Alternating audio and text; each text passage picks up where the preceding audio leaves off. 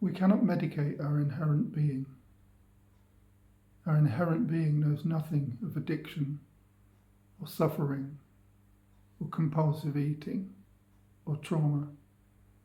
These belong to the self-concept, the dualistic world, that is also knowing our inherent being.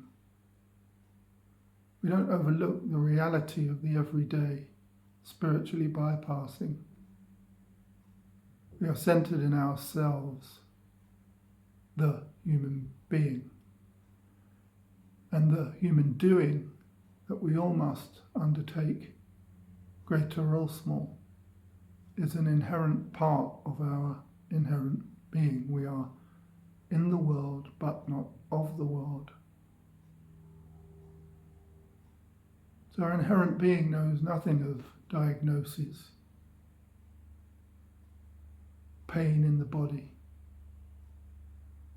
But these movements of our inherent being are known as movements of the same inherent being.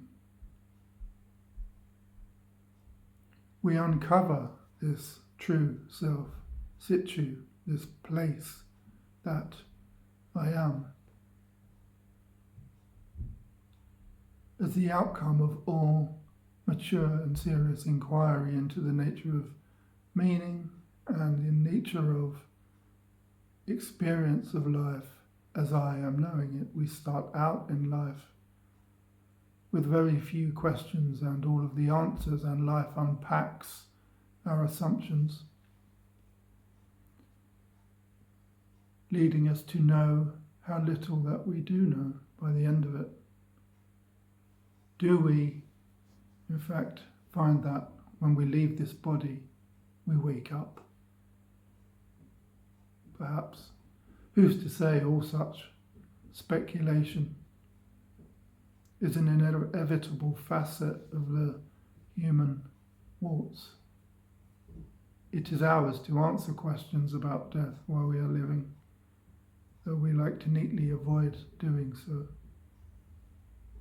because such considerations offer us little comfort and relief. The idea of not being here anymore whilst we're still here is naturally the last question we would ask.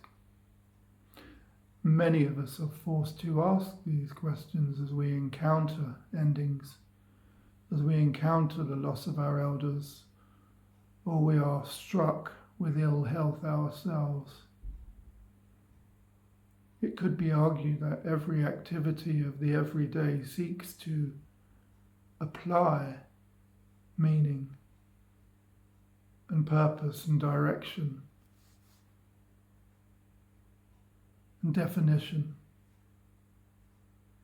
and experiences and feelings of the richness of life that are available, and the avoidance of the difficulties of life that are inevitable.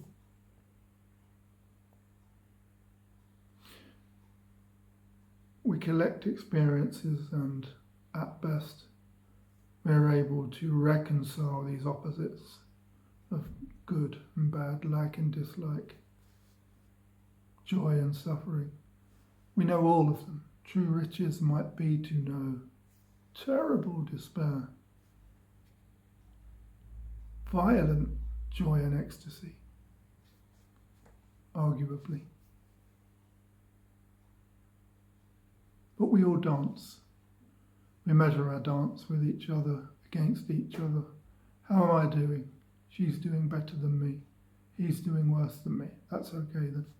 We raise our own self-esteem and low self-worth by finding others we measure to be, around here at least, with less than us, lower than us. We are in the ego. We are living out of our sense of self, and culture's demands that we perfect the dance of being me along our economic and political lines, at least around here. And we dance, the human waltz, as we've seen.